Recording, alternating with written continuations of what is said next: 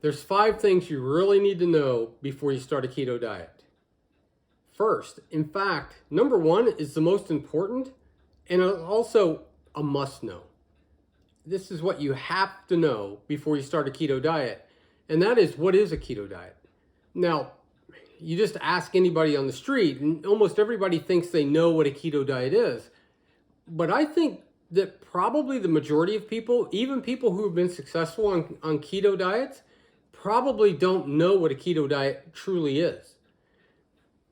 The problem comes about because a keto diet is a low-carb diet, but a low-carb diet is not necessarily a keto diet. A keto diet really means that your body is producing ketones. And if your body's not producing ketones, you're not on a keto diet. And this is why so many people say, oh, I tried keto, it didn't work for me. Oh yeah, I did low carb and I didn't lose any weight. Yes, well, low carb is not the same as keto. And if you weren't producing ketones, you weren't on the keto diet. So absolutely, you got to understand what a keto diet is if you want to be on a keto diet and be successful. The second thing is, if you have to be producing ketones to be on a ketogenic diet, well, how do we do that? And the way that we do it is we reduce carbohydrate intake sufficiently so that our body begins to access our stored fat and we produce ketones. That's the way it works. Now, we're all a little different because some people can reduce that number of carbohydrates to, let's say, 75 total grams a day. Some people may have to do 50. Some people may need to do 20. We're all a little different.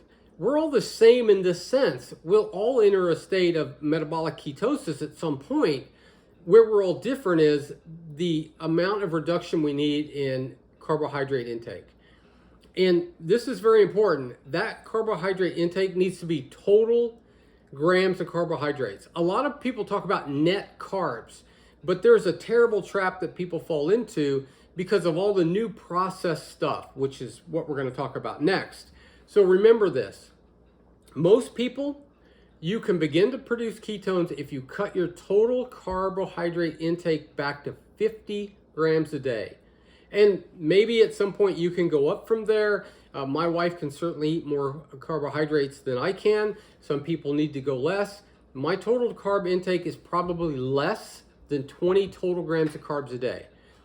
But again, we're all a little different in there. That's kind of the range. It may take you a little while to find your place, but most people, under 50 total grams of carbohydrates a day, you will begin to produce ketones and you will lose weight because your body will absolutely access your stored fat. It will begin to burn it. It will produce ketones and you will have success on the keto diet.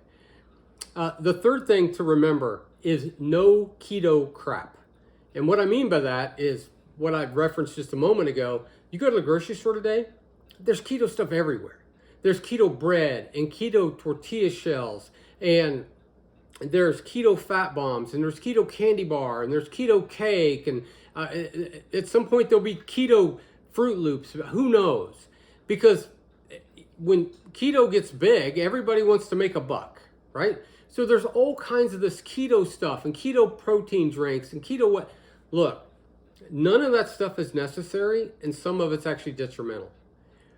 What you need to do is you need to eat real food on the keto diet.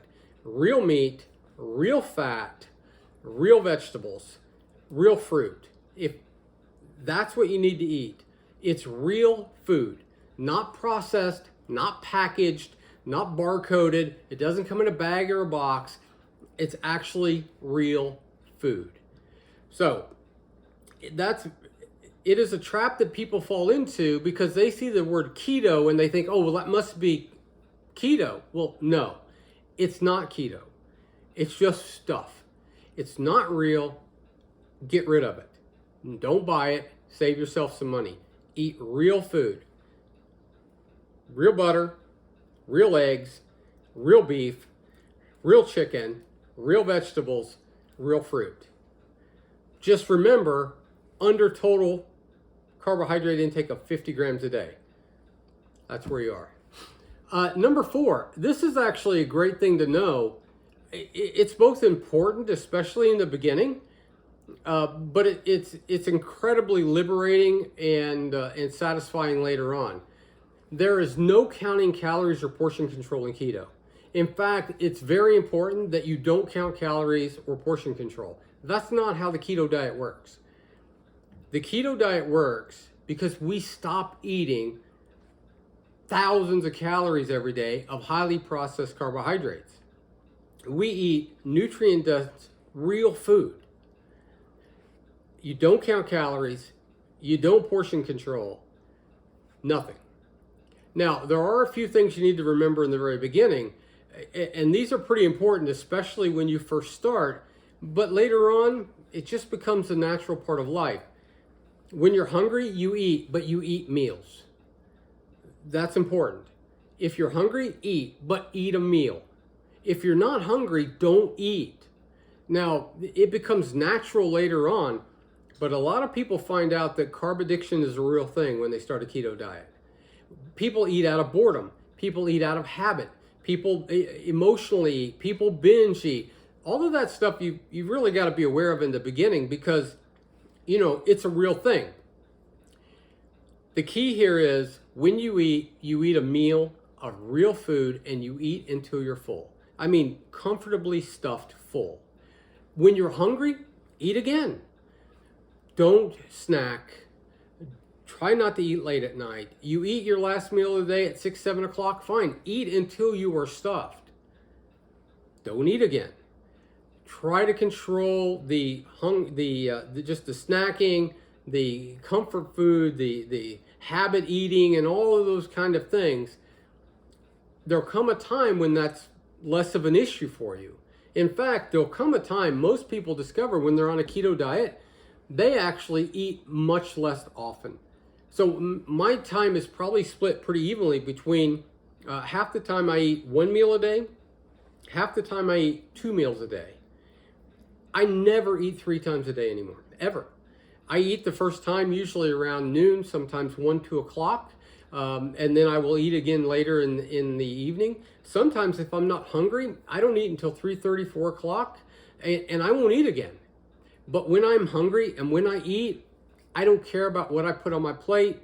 I mean, as long as it's real food. I don't portion control. I don't count calories. I have no idea how many calories I eat. I eat until I am stuffed. Sometimes until I literally cannot put another piece of bacon in my mouth.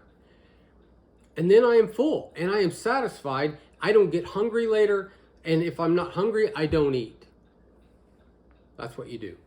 Number 5, there are a lot of health benefits to being on the keto diet that are not just about weight loss. A lot. And the scientific research and the medical studies and papers that have been published on this, they're increasing all the time. There's new stuff coming out almost daily. Constant new information about the benefits of this. Type 2 diabetes, autoimmune disorders, non-alcoholic fatty liver disease, insulin resistance. It improves brain function in people with cognitive diseases. It raises the good cholesterol, the HDL cholesterol, and it lowers triglycerides. It improves the LDL particle size. And there's just a host of other things.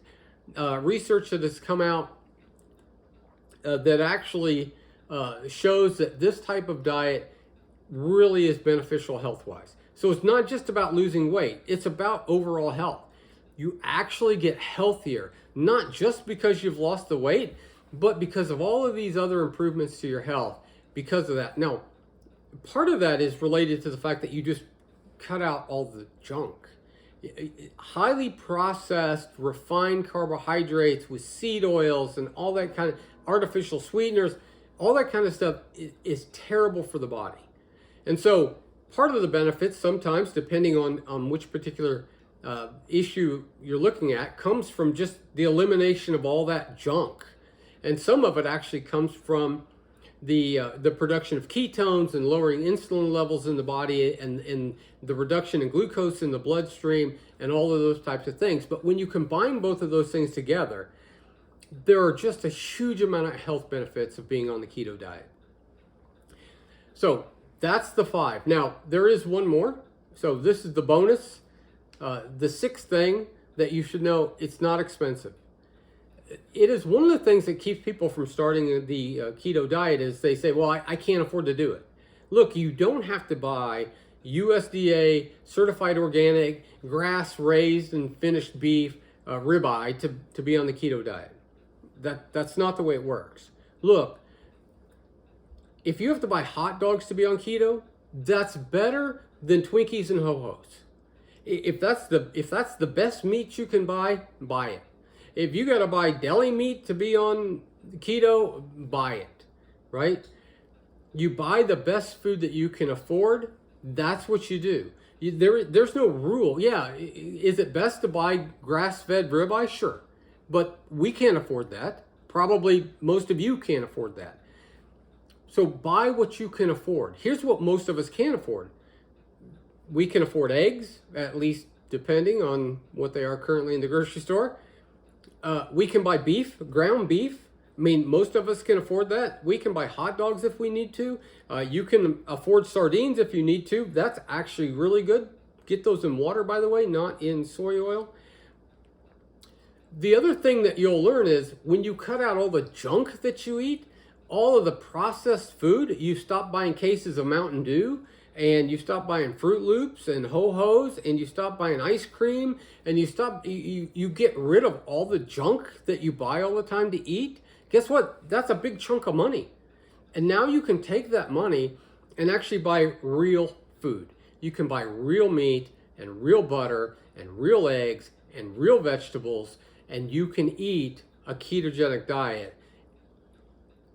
You'll find, in fact, this is what we have found. We actually spend less money now on groceries than we did before, just because we've eliminated all the excess junk that we buy. And when you begin to go through your refrigerator and your counters and you look at your list with a critical eye, you're going to realize the amount of junk that we buy is a lot. So those are 6 things. I didn't cover a lot of these in detail, but if you have any questions, leave them in the comments below. I'll be happy to answer them. I'm going to actually go back and do some of these videos a little more in depth so that, I talk about it in a little more detail. But I want to try to keep these videos fairly short because I know that most people's attention span is not that long, and maybe I'm not that engaging. But anyway, comments, let me know. Hopefully this helps. We'll see you next time.